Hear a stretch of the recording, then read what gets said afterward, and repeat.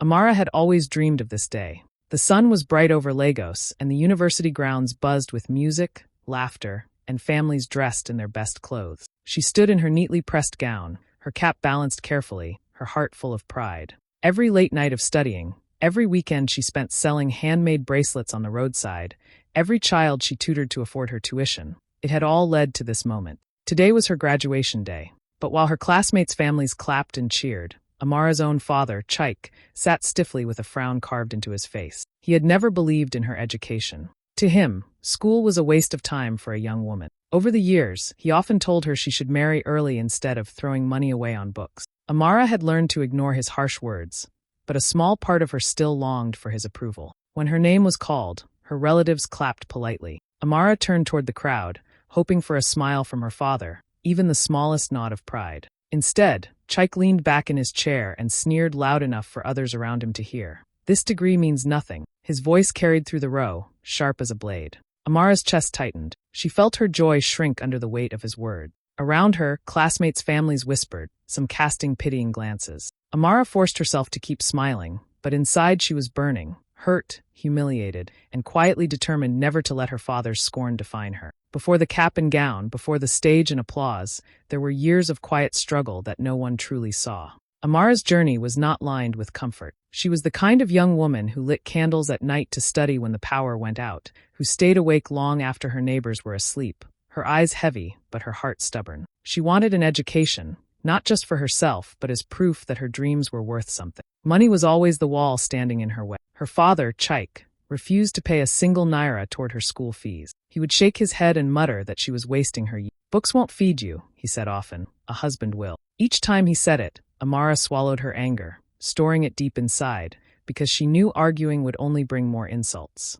But inside, she repeated the same promise to herself: "I will not give up." So she hustled. During the day, she went to lectures. In the evenings, she spread her handmade crafts on a small table by the roadside, bracelets, beaded necklaces, simple but beautiful pieces that caught the eyes of passers-by. At night, she tutored neighborhood children in math and English, her voice gentle but firm as she guided them through their homework. Every naira she earned went straight into her tuition fund. Her mother noticed the sacrifices. She would sometimes leave a small plate of food by Amara's side when she studied late, her tired eyes full of unspoken love. She never dared to challenge Chaik directly. Years of living under his stern rule had worn her down. But in the quiet ways she could, she gave Amara her blessing. A whispered, "Well done," a soft touch on the shoulder, a smile when no one was looking. Those small gestures became Amara's fuel. There were nights when exhaustion made her want to cry. Nights when her hands ached from stringing beads, and mornings when her brain felt too tired to memorize another page of notes. Still, she pushed through. She told herself that pain was temporary, but the future she was building would last forever. Every struggle carved something into her spirit: patience, endurance, resilience. She didn't complain, even when classmates laughed at her worn-out shoes, or when she arrived to class with ink-stained fingers from making crafts until dawn. Instead, she kept her head high. She knew her father's words were meant to crush her, but instead, they became a strange kind of fuel. With every insult he threw, Amara grew tougher, more determined to prove him wrong. By the time graduation came, Amara was not just a student with a degree. She was a survivor of countless battles fought quietly in the shadows. She had built her own strength, brick by brick, from nights of hunger, from rejection, from ridicule, from the weight of carrying her own dreams without a father's support. And though Chaik couldn't see it, she had already won long before she stepped onto that stage. The graduation hall was alive with joy. Families clapped until their palms hurt, cameras flashed, and proud parents shouted their children's names like they were the most important people in the world. Amara stood among her classmates, her heart pounding with both excitement and nerves. This was supposed to be her moment, the reward for years of hard work and sleepless nights. But while others were being lifted high by their families' cheers, Amara's joy was dragged down by her father's voice. Chaik sat in the row behind her relatives, his arms crossed, his face fixed in a permanent scowl. At first, Amara tried to focus on the ceremony, but then he started speaking loudly enough for everyone around him to hear. "What is all this noise for?" he scoffed. "A degree won't feed anyone in this country. You'll see, soon she'll come crawling back, begging me for food." His words cut sharper than a knife, his tone dripping with mockery. Neighbors shifted uncomfortably, some pretending not to hear, others stealing quick glances at Amara, as if to check her reaction. Her ears burned. She felt the sting of humiliation spread across her chest. Relatives beside her exchanged awkward smiles, unsure whether to defend her or stay silent. Amara clenched her fists at her sides, nails digging into her palms. She refused to let tears fall. Crying here, in front of classmates and strangers, would only give her father the satisfaction he wanted. Instead, she lifted her chin and forced her eyes back to the stage. She tried to let the applause around her drown out his voice, but his words clung to her like heavy chains. Education means nothing here. Better to marry a man who can provide, he continued, shaking his head as if her degree was a bad joke. Some of the neighbors nodded weakly, afraid to disagree, while others whispered among themselves, casting him judgmental looks. Amara's heart ached. All she wanted was a single moment of pride from him. Just one smile, one nod, one word that said she had done well. Instead, he chose to embarrass her at the very moment she had waited years for. She swallowed hard, her throat tight, her chest rising and falling as she battled the urge to break down. But inside that pain, something else was stirring. The same fire that had carried her through sleepless nights, through hunger, through years of being called useless. His words hurt, but they also reminded her why she had fought so hard. She was not doing this for him. She was doing this for herself, for the young girl who believed she deserved more, for her mother who had whispered silent encouragement, and for every child who needed proof that dreams were worth chasing. As the ceremony continued, Chaik's laughter echoed in her ear. But Amara held her ground. She would not let his mockery define her. Not today, not ever. This day was hers, even if he refused to see it. The ceremony was already full of noise and excitement when the master of ceremonies suddenly asked the crowd to quiet down. The microphone crackled, and his voice carried through the giant hall. Ladies and gentlemen, today we are honored by the presence of a very special guest. Please welcome the President of the Republic. The hall erupted. Students gasped, relatives clapped wildly, and the sound of chairs scraping filled the air as everyone stood to their feet. Cameras began flashing, and security officers moved quickly to form a path. The president himself walked in, waving with a calm smile, dressed in a simple suit that made him seem both powerful and approachable. Amara's classmates leaned into one another, whispering in excitement. "Can you believe this?" one girl muttered. "The president is here." Another nudged her friend and whispered, "They said he's going to personally honor some graduate." The air buzzed like electricity, every student suddenly wondering if their name might be called. Amara listened but didn't let her hopes rise. She knew she had worked hard, harder than most, but she never imagined she would be noticed on such a level. To her, this was just another big man arriving to make the university look good. She smiled politely and clapped with the others, but her heart stayed calm. Chaik, however, made no effort to hide his scorn. He leaned back in his chair and scoffed loud enough for nearby families to hear. "Humph. Only important children get noticed.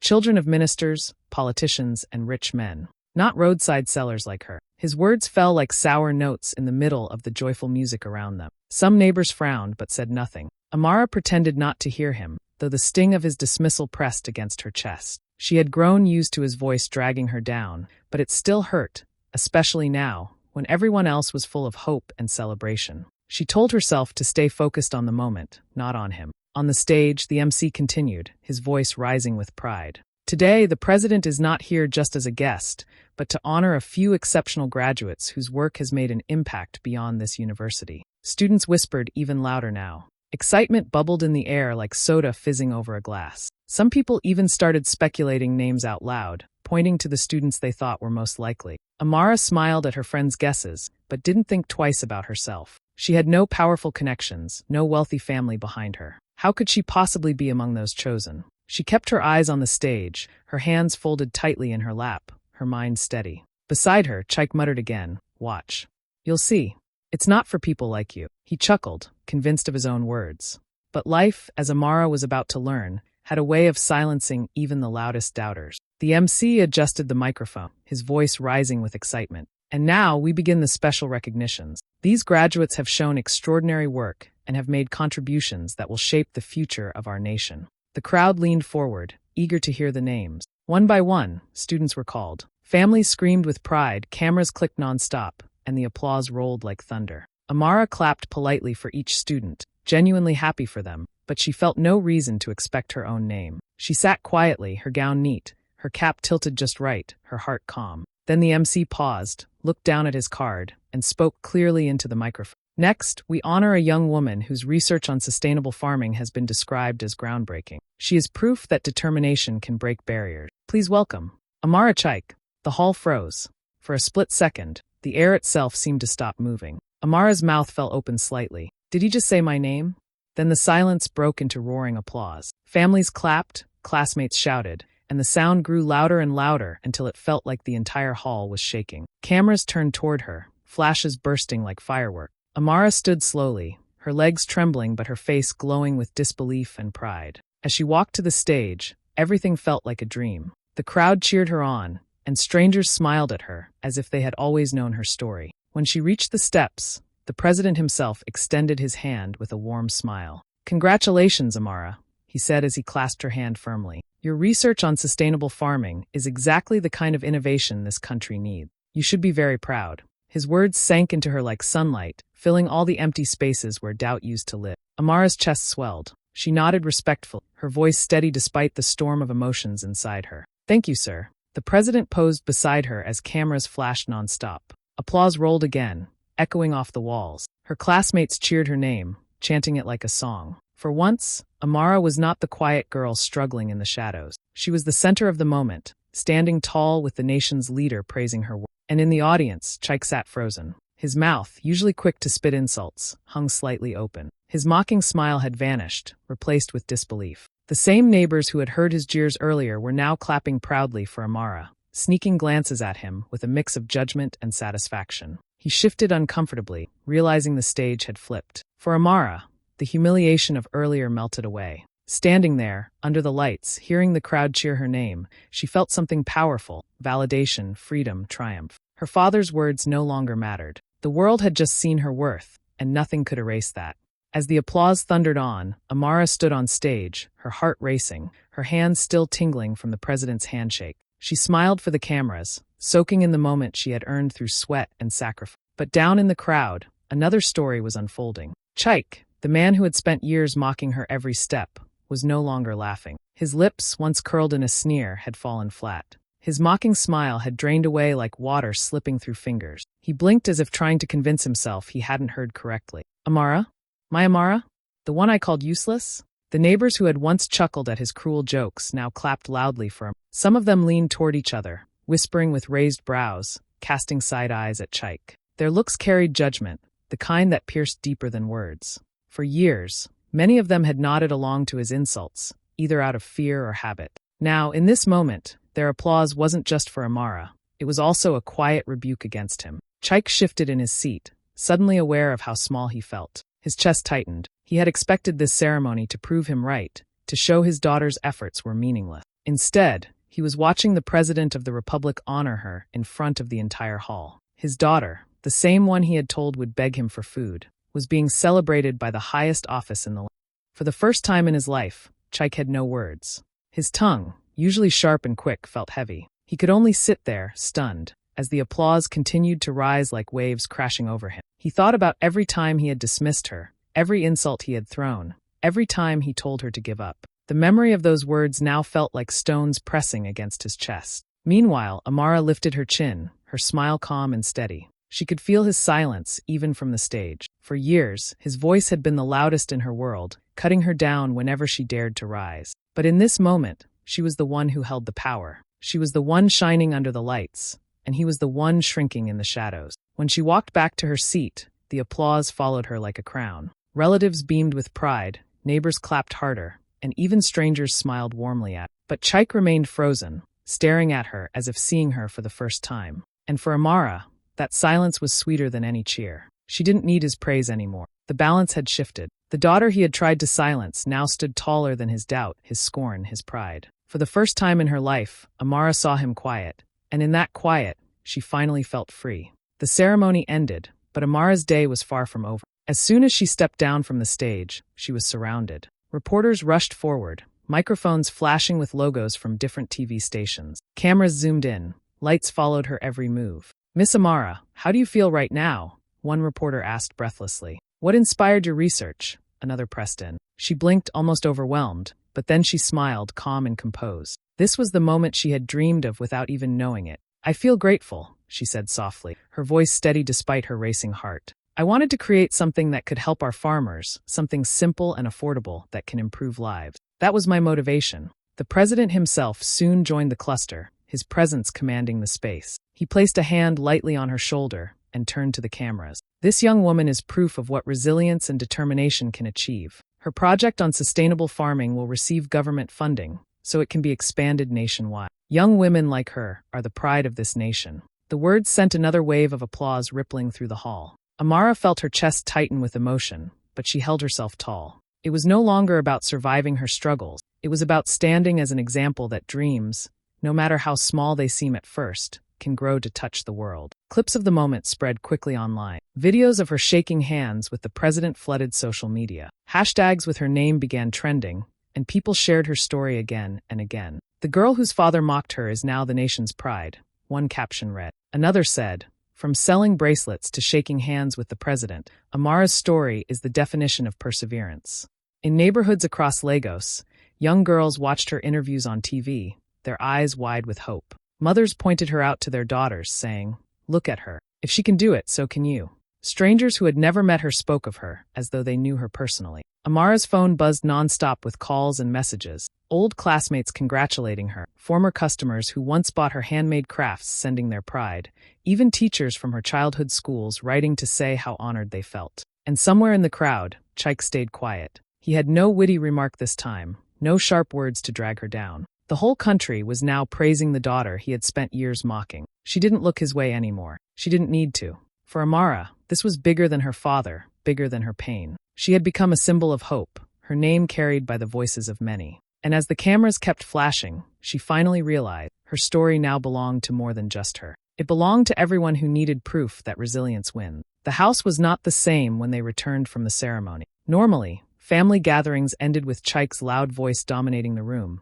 his opinions swallowed without question. But this time the air was different. Relatives filled the living room, their faces glowing with excitement, their words tumbling over each other as they praised Amara. Amara, I saw you on TV, one uncle exclaimed. She stood beside the president himself. An aunt added proudly, do you know what that means? This family will be remembered because of her. The chatter was warm, the admiration genuine. Amara's mother sat quietly at first, her eyes shining as she listened. Years of silence had weighed on her, but tonight, she finally let herself bask in her daughter's victory. Every praise that Amara received felt like a small healing for the wounds they had both endured. But Chike sat stiffly in the corner, his face dark with wounded pride. He cleared his throat loudly, trying to regain control. Enough of this noise, he muttered. You people are making it bigger than it is. A handshake and some clapping don't change anything. Let's not forget who feeds this family. The room fell silent for a moment, all eyes shifting toward him. But before his words could sting, Amara's mother spoke up, her voice calm but firm.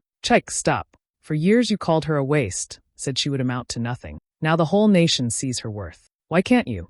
Her defense stunned the room. It was rare for her to speak against him, and even rarer for her voice to carry such strength. Relatives nodded slowly, murmuring their agreement. One aunt even added, brother, we all heard how you used to mock her. Now look at her. She is the pride of this family. Chike's jaw tightened. He wanted to argue, to remind them of his authority, but the words didn't come. The applause, the flashing cameras, the president's praise, all of it replayed in his mind like a scene he couldn't erase. He shifted uncomfortably, gripping the arm of his chair as though it might steady him. Amara sat quietly through it all, her expression calm. Once she would have shrunk under his glare, desperate for him to change his tone. But now she saw the truth clearly. His approval was no longer the crown she needed. The people who mattered, the neighbors, the relatives, her mother, and even strangers across the nation, had already seen her worth. As the conversation carried on, relatives surrounded her with questions and admiration, leaving Chike on the edge of the gathering, his presence shrinking. The divide was clear now, admiration on one side,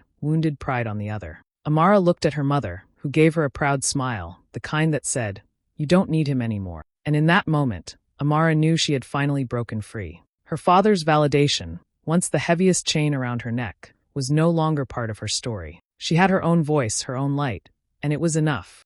The first time Amara visited the small school in her neighborhood, the children rushed to the windows just to see her walk in. They had seen her face on TV, heard her name whispered by their parents, and now here she was, standing right in front of them, smiling in her graduation gown that she had worn proudly one more time for their sake. The headmistress welcomed her warmly and led her to a classroom where dozens of young girls sat, their eyes wide with curiosity. The desks were old, the chalkboard cracked, but the air was alive with excitement. These girls had dreams too, though many of them already carried the weight of being told no by parents or neighbors. Amara stood at the front, her hands folded gently in front of her. She took a deep breath and began. When I was your age, I was told that education was a waste. My own father said my degree would mean nothing, that one day I would come crawling back to him for food. He said a husband was all I needed. She paused, her voice steady but soft, watching their eyes widen at her honesty. But I didn't give up, she continued. I worked late into the night. I sold bracelets by the roadside. I tutored children after school just to pay my fees. There were nights I wanted to quit, nights I cried because I felt alone. But I kept going, because I believed I was meant for more. The girls leaned closer, hanging on her every word. Some of them nodded slowly, recognizing their own struggles in hers. One raised her hand timidly. Auntie Amara, she asked, what if people laugh at us? Amara smiled, her heart squeezing at the question. Then let them laugh, she said gently. I was laughed at too. Even on my graduation day, I was mocked in front of everyone. But the same people who laughed had to clap when the president called my name. Do you see? Their laughter didn't decide my future. My perseverance did. The room filled with quiet gasps, and a wave of courage seemed to ripple through the girls. They saw not just a woman in a gown, but proof that their own dreams could survive the noise of doubt around them. Before she left, Amara looked at them one last time and said, remember this, you don't need everyone's approval, not even your parents sometime. What you need is belief in yourself and the patience to keep going. Education is not a waste. It is a weapon, a light, a key. And one day, it will open doors for you too. The girls erupted into applause, their small voices rising in excitement, their eyes glowing with possibility. And as Amara walked out of the classroom, she felt lighter than ever. The humiliation her father once used to crush her had now become her strongest weapon. What once hurt her now inspired others, and that was the true victory. Months later, the house was quiet. Chaik sat alone in the living room, the glow of the television flickering across his face. On the screen, Amara stood on an international stage, her name announced as the winner of a global innovation award. She looked radiant in her suit, smiling confidently as the audience rose to their feet in applause. Cameras flashed, reporters shouted her name, and the world celebrated the daughter he had once dismissed. Chaik leaned forward, his hands clasped tightly together. For years he had mocked her, certain that education was a waste, certain that she would fail. Now he watched her succeed beyond anything he had ever imagined. His throat tightened as he whispered into the empty room, I was wrong. It was a confession no one else would hear, but it weighed heavy in the silence. At the same time, across the city, Amara stepped out of her car and walked into a brand new office building. Government officials were waiting to greet her, their faces full of respect. This was her new workplace, a space where her ideas would be turned into action, where her research would shape the future of farming in her country. She carried herself with calm assurance, her heels clicking against the polished floor, her head held high. She no longer needed to look back for validation. Her path was clear, her voice strong, her future wide open. And as she opened the door to her office, she smiled and thought to herself, the degree he mocked became the key that unlocked my future.